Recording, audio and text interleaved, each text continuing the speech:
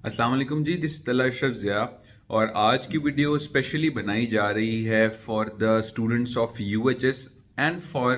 KPK, Punjab और KPK के students के लिए कि जो रिसेंटली हमने सारा देखा है शहीद जुल्फ़िकार अली भुट्टो मेडिकल यूनिवर्सिटी के अराउंड जो इतनी कंट्रोवर्सीज हुई, उसका रिकंडक्ट हुआ। उस रिकंडक्ट में जितना डिले आया गया, अब वो रिकंडक्ट जब हो चुका है, उस रिकंडक्ट के बाद भी द होल प्रोसेस ऑफ वो जो गलत एमसीक्यूज आना, फिर उनके एमसीक्यूज का डिलीट होना, उन एमसीक्यूज के अगेंस्ट जो है आपको मार्क्स मिलना, फिर मजीद पिटिशंस दी जाना, मजीद predictions by certain teachers and certain people के जी 5 मजीद एमसीक्यूज जो हैं उनके बारे में बात हो गई है। और कंट्रोलर जो है वो कह रहा है कि वो उसको ज़रूर देखेगा and he will reconsider it. और करते करते जो है सिचुएशन जितनी अजीबोगरीब बन चुकी है। एक चीज़ तो मैं आपको ये बता दूं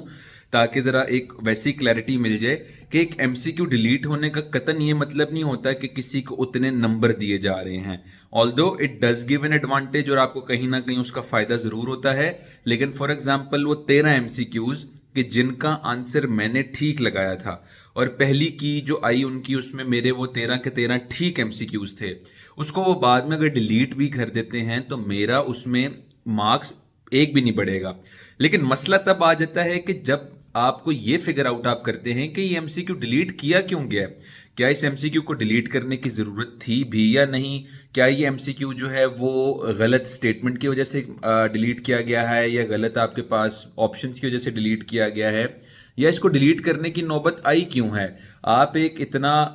बड़ा टेस्ट ले रहे हैं जो आपके ऑब्वियसली बच्चों के फ्यूचर को जो है काफ़ी हद तक इम्पैक्ट करता है और उस पर जो है इसका बड़ा असरअंदाज होता है। आप वो एग्ज़ाम कंडक्ट कर रहे हैं, इतने डिले के बाद कर रहे हैं, इतनी पिटिशन और इतने रफड़ के बाद कर रहे हैं। आपका जो पहला टेस्ट भी था वो लीक नहीं हुआ था, उसके बावजूद भी चलें अगर आपने पिटिशन की और आपने कोर्ट के सामने प्रूव कर दिया कि जी आप जो है ये एग्ज़ाम जो है आप दोबारा से कंडक्ट करेंगे, उसके बाद भी जो आप टेस्ट कंडक्ट कर रहे हैं उसमें वही एरर्स, फिर आपको दोबारा से स्टेटमेंट्स आपकी गलत है, आपके ऑप्शंस गलत है, आपकी कीज़ गलत हैं, और अल्टीमेटली आपको फिर से जो है बच्चों को जो है वो एमसीक्यूज डिलीट करके जो है उनको मार्क्स देने पड़े हैं या उनको एटलीस्ट सेटिस्फाई करना पड़ रहा है कि यार हम जो है अपने बच्चों का बड़ा ख्याल करें और बड़े फेयर हैं और सारा कुछ जो है। Again it comes down all to this. अब इसमें ना मसले बताऊं दो तीन तरह के हैं। अगर ये टेस्ट अगर शायद फेयरली कंडक्ट हो जाता और ये जो सेकंड रिकंडक्ट आपका हुआ है ये इसमें कोई इस तरह के एरर्स ना होते, एमसीक्यूज डिलीट वगैरह ना होते, तो मैं शायद इतना उस पर अफेक्ट ना होता, ना बच्चों को बाकियों को इतना कोई असर पड़ता, ना ही हम लोगों को होता। मसला थोड़ा सा यहाँ पे ये आ जाता है कि आपने बच्चों को दो अपॉर्चुनिटीज दी हैं जो एक सर्टेन एग्जाम दे रहे हैं, जिन्होंने एक सर्टेन एग्जाम के लिए रजिस्टर किया था। मैं डोमिसाइल का जिक्र नहीं करूंगा, मैं ओवरऑल सजाब एमयू की बात करूंगा क्योंकि वो मैंने पिछली वीडियो में बताया कि आपका डोमिसाइल और वो सारा कुछ जो है दैट्स अ सेपरेट इशू, और उसका जो जैसे अंदर असरअंदाज होगा आपके ऊपर वो दैट्स अ सेपरेट थिंग। बात अभी मेन यहाँ पे ये हो रही है कि आपने फॉर एग्जाम्पल मैं अगर एक यूएचएस का बच्चा हूं, मुझे मार्क्स स्कोर करने में, मुझे तैयारी करने में, मुझे अपने फ्यूचर का जो बड़ा एक इंपॉर्टेंट एग्जाम है उसमें अपीयर होने का एक चांस मिला है। बट अगर एक दूसरा एग्जाम देने वाला जिसने मेरे साथ ही कंपीट करना है, जिसने उसी सीट पे अप्लाई करना है जिस सीट पे मैंने अप्लाई करना है, अगर उसको दो चांसेस दिए जाएं, दोनों चांसेस में वही आपकी जो यूनिवर्सिटी है वही मिस्टेक्स भी करे, आपको ग्रेस मार्क्स भी दे, आपके एमसीक्यूज को डिलीट भी करे, तो me being a like neutral बंदा भी अगर मैं हूं तो मैं ये जरूर फील करूंगा कि नहीं यार दिस इज अनफेयर, ये ऐसा नहीं होना चाहिए। पहला जो एग्जाम था अगर आपको इसमें भी यही इश्यू है कि जी ग्रेस मार्क्स आपने देने हैं या एमसीक्यूज डिलीट करने हैं, तो आप उसमें ही ऐसा कर लेते। उसमें भी अल्टीमेटली तो यही इशू आ रहा था ना कि आपके एमसीक्यूज जो हैं या वो आउट ऑफ सिलेबस थे या उनमें कोई और इस तरह का इशू था। अल्टीमेटली तो आपने फिर अगर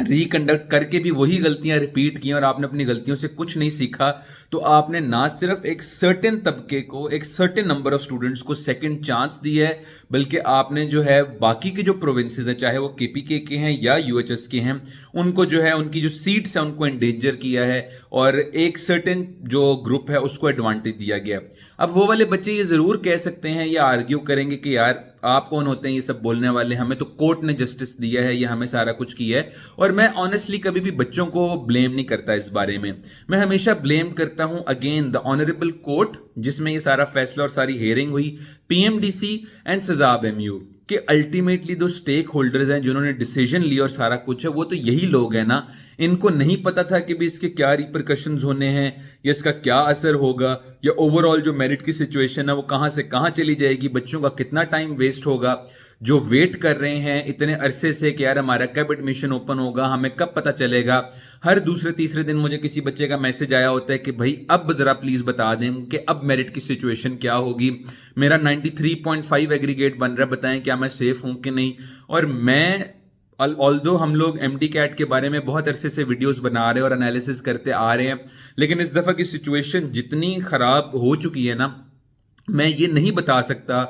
लाइक किसी भी एक रफ गेस के तौर पे भी कि यार इतने वाला सेफ होगा और इतने वाला नहीं होगा। मैं ये भी नहीं चाहता कि मैं आपको कोई ऐसी प्रोडिक्शन दूं जिससे आपको हो कि यार ले हम तो रेस से बाहर हो गए हैं और कल को जो है आप मुझे गालियां दें कि ये देखो यार मेरा एडमिशन हो गया, तुम तो ऐਵੇਂ झूठ बोल रहे थे। और मैं कोई ऐसी एडमिशन भी नहीं दे आपको वो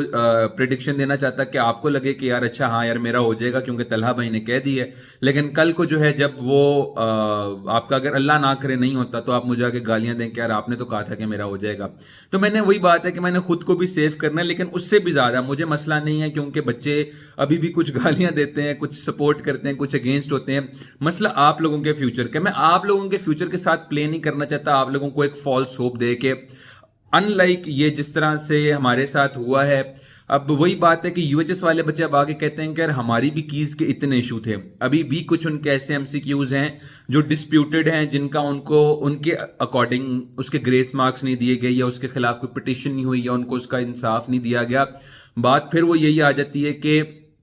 अगर यहां पे बच्चों को एक फेवर दिया गया और हम चले अगर ये भी कह लेते हैं कि यार ये जो सारा कुछ हुआ है सजाब एमयू वालों के साथ ये बहुत फेयर हुआ है, तो क्या आपको एक पॉइंट पे ये नहीं लगता कि यूएचएस वालों के साथ अनफेयर हुआ है? जस्ट इस चीज को कंसिडर करते हुए कि आपको 2 चांस दिए गए और फिर आपको ये भी ऑप्शन दी गई है कि आप पिछले वाला रिजल्ट यूज कर सकते हो या ये वाला। अगर आपका पिछला टेस्ट इतना नकारा था, अगर आपका पिछला टेस्ट इतना ही खराब था, इतना ही गंदा था और आपने उसको कहा कि यार हमने रिकंडक्ट करना है, आपने उसको वैलिड कैसे रहने दिया? आपने 2 चांस क्यों दिया? अगर आपके प्रोविंस की सिर्फ बात होती ना तो ये मसला ना होता। इसमें मसला ये है कि बाकी जो बच्चों ने एग्जाम्स दिए हैं, ईटा वालों ने जो एग्जाम दिया है, यूएचएस वालों ने जो एग्जाम दिया, उनको तो एक ही अपॉर्चुनिटी मिली है और उसमें भी उनको जो इश्यूज फेस करने पड़े हैं उसके बारे में तो हम अभी बात कर ही नहीं रहे हैं क्योंकि वो मामला इतना ठंडा हो चुका है। तकरीबन 2-3 माह हो गए हैं, बच्चों ने उस पर आवाज उठाना खत्म कर दिया है और बच्चे अब थोड़ा बहुत दोबारा से एंगेज हो रहे हैं कि जी प्रोटेस्ट करते हैं एंड ऑल दैट। लेकिन बात यह है कि वो जो उनके एमसीक्यूज में मसला था, उनके पास तो ऐसा कोई नहीं है कि जी वो उस मसले को खड़ा करे या किसी यूएचएस के कंट्रोलर से बात करे कि जी अब इसका कुछ करे और सारा जो है वो बच्चों को मार्क्स जो है वो दोबारा देने चाहिए। क्योंकि यूएचएस वाले तो अब तक मेरा ख्याल है अपना ऑफिशियल रिजल्ट वगैरह दे के सारा कुछ करके साइड पे हो चुके हैं। और इसी तरह फिर केपीके वाले, अब वही बात है कि 2 डिफरेंट टेस्ट हुए आपके। अब मैं एक बच्चा हूं, मैं केपीके से ताल्लुक रखता हूं, मैंने ईटा का टेस्ट दिया जो कि फॉर एग्जांपल थोड़ा सा मुश्किल था। एक बच्चे ने सजाब एमयू का टेस्ट दिया पहला, फिर उसके बाद उसने दूसरा दिया और जिसमें भी उसके ज्यादा मार्क्स है उसने उसके मार्क्स को चूज कर लिया। अब मैं जिसने एक मुश्किल और कॉम्पिटिटिव एग्जाम दिया था उसके अगेंस्ट एक ऐसा बच्चा लाके खड़ा कर दें जिसने 2 एग्जाम दिए और उसके पास ये ऑप्शन भी है कि वो दोनों को चूज कर सकता है, दोनों में से कोई भी चूज कर सकता है। तो क्या फिर अगेन मेरे लिए अनफेयर नहीं है कि ना सिर्फ 2 चांस दिए गए बल्कि टेस्ट की डिफिकल्टी लेवल्स भी बड़ा डिफर कर रहे हैं? तो again it's not a video against सजाब एमयू स्टूडेंट्स, क्योंकि मैं स्टूडेंट्स को कभी ब्लेम नहीं करता। स्टूडेंट्स के मेरे नजदीक हाथ में इतना कुछ नहीं होता। It's the authorities, it's the people जो इतना ऊपर बैठे हुए हैं, जिनको थोड़ी अकल समझ का इस्तेमाल करना चाहिए और देखना चाहिए कि what is fair and what is not only for your own students. आपके सजाब एमयू के स्टूडेंट्स के साथ साथ आपको यह भी देखना है कि जिन बच्चों के साथ उन्होंने कंपीट करना है वो यूएचएस के हैं या केपीके के हैं या किसी और प्रोविंस के हैं, उन पे क्या असर पड़ा और क्या उनके साथ फेयर है कि नहीं। I am making this video not for सजाब एमयू स्टूडेंट्स, क्योंकि मैं उनके खिलाफ नहीं हूं, मैं उनके अगेंस्ट नहीं हूं। आई एम अगेंस्ट सजाब एमयू की जो आपकी टॉप टीयर जो लोग बैठे हुए हैं ना, जो डिसीजन मेकिंग कर रहे हैं, मैं उनके खिलाफ बात कर रहा हूं। और उनके भी खिलाफ बात ऐसे सच नहीं कर रहा कि यार मैं कोई बड़ा ही बुरे अंदाज से जो है बात करने लग जाऊं और सारा कुछ जो है। एक पॉइंट पुट कर रहा हूं कि जो बच्चे इतना रो रहे हैं, जिनको अभी तक यही नहीं समझ आ रही कि यार मेरा दाखिला होगा या नहीं, 94+ वाले बच्चे आके मुझे कह रहे हैं कि यार मुझे बता दें तमजा भाई, तलहा भाई, कि कुछ हो सकता है कि नहीं हो सकता, हम कहीं और अप्लाई करें, हम चाइना से एमबीबीएस कर लें, हम ये कर लें, हम वो कर लें। तो दिल दुखता है है कि आपने बच्चों का टाइम वेस्ट किया, आपने बच्चों को इतने डाउट में डाल के रखा हुआ है, एंजाइटी और टेंशन दे के रखी हुई है। फिर जो पहला टेस्ट हुआ उसको भी वैलिड रखा हुआ है, दूसरा भी वैलिड रखा हुआ है, दूसरे वाले में वही गलतियां की जो पहले वाले में की थी। कीज में मसला है, पेपर में मसला है, कीज में मसला है, आंसर्स में मसला है, और अल्टीमेटली सिचुएशन वो यही है कि फिर बढ़ती चली जा रही है कि जी अब आप एमसीक्यूज को डिलीट करें और उसके एवज जो है बच्चों को जितने भी उनके ग्रेस मार्क्स बनते हैं आप दें, और फिर मजीद आप जो है कंट्रोलर से बात करो, फिर उसको कहें कि जी आप मजीद मार्क्स दें, जी ये एमसीक्यूज भी हैं। अगर हम इस तरह एनालिसिस करने पे यूएचएस का आ जाए तो फिर बच्चों के साथ वहां पे भी ज्यादती हुई थी और उनको भी कुछ एमसीक्यूज का जो है मजीद ग्रेस मार्क्स मिलने चाहिए थे। बात यह है कि इस अब अगर आपको, मैं वैसे ऑनेस्टली इसके हमेशा से अगेंस्ट रहा हूं, क्योंकि ऑलरेडी आप लोगों का जो एडमिशन प्रोसेस है वो बहुत डिले हो चुका है। अभी यहां से पिटीशन हो, फिर वहां से पिटीशन हो, फिर इधर स्टे लगे, फिर उधर स्टे लगे, करते करते मेरा ख्याल है कि हम इस एमडी कैट से कभी आगे निकल ही नहीं पाएंगे। और अल्टीमेटली जो मेरा ख्याल है एजुकेशन सिस्टम ने इंप्रूव किया होना है, एजुकेशन सिस्टम खत्म ही हो जाएगा पाकिस्तान से। तो बस अब मैं यही चाहता हूं कि जो भी हो वो इस सब सिचुएशन को जहन में रखते हुए हो, ताकि किसी भी बच्चे के साथ किसी भी पॉइंट पे किसी भी लेवल पे कोई ज्यादती ना हो। और अपनी आवाज जरूर खड़ी करें, जहां जहां पे कर सकते हैं आपको जरूर अपनी आवाज को सामने रखना चाहिए, क्योंकि it's not only a small thing. आपका ऑब्वियसली आपने जो इतना इंतजार किया वो अलहदा, आपके कई सालों की मेहनत इसके पीछे, और वो रायगा नहीं जानी चाहिए। आवाज अगर खड़ी करनी है, now is the time to do it, क्योंकि एक दफा ये सब कुछ स्टार्ट हो गया एडमिशन प्रोसीजर वगैरह, फिर then there is no going back, और फिर उसके बाद you will have to live with this fact. तो आप जरूर इसको अपनी आवाज को बुलंद करें, जहां जहां कर सकते हैं, मेल करनी है, ट्रेंड करनी है, एवरीथिंग, एंड विल ऑब्वियसली इंशाल्लाह be with you as long as हम में ये फील हो कि यार ये फेयर डिसीजन है, और आप जो है एक